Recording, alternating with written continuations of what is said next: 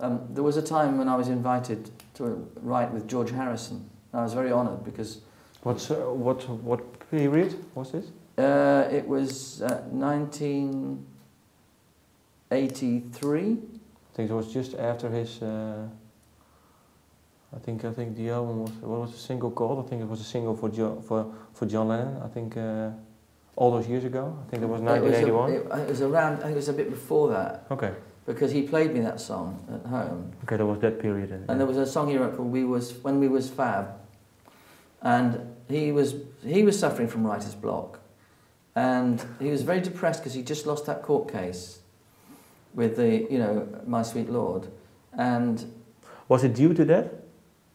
Sorry? Was it due to that, losing the court case? Yes, I think he was upset and depressed and feeling a little like he was getting old. And his wife said to me, he doesn't get up until 2 o'clock in the afternoon and stays up late and then he, doesn't do much.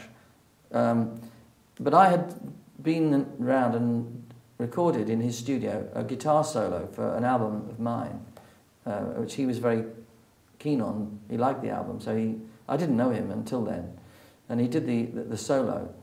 And he said, we should do some writing together. So one day he called me up and there were two things he...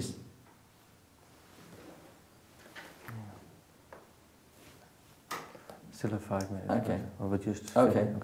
There were two things he said. One thing he said, I said, so when do you want me to come around and write this song? He said, well, if you jumped out of the wardrobe now, it wouldn't be too soon. And I thought that was funny. And then at the end of it, again, I said, so when should we do this masterpiece then? He said, well, actually something crap would do to start with. And I actually thought, he had such a great sense of humour. But that's a true thing. If you have a blank piece of paper and you can't write something on it, you should just write anything. It doesn't matter if it's bad. And then you can see how bad it is. And maybe the second idea will be good. That's the way I look at it. But what did you do with him then? What songs did you write? Well, that's the problem. We did write a couple of songs, but I just went threw them away in the basket. And he was quite keen on keeping them, but I didn't think they were good. I said, come on, George, we've got to write something better than this. And I really regret that because it would have been quite nice to have had a credit Batt Harrison.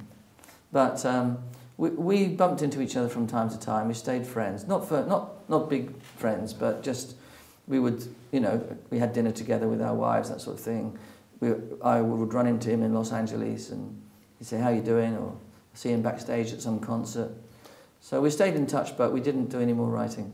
So what happened with him after the big success of Got My Mind Set on You? Because I think he didn't release an album until... What happened after that was that Jeff Lynne came along, and Jeff was very into working with George, and he put more time into developing a relationship with George.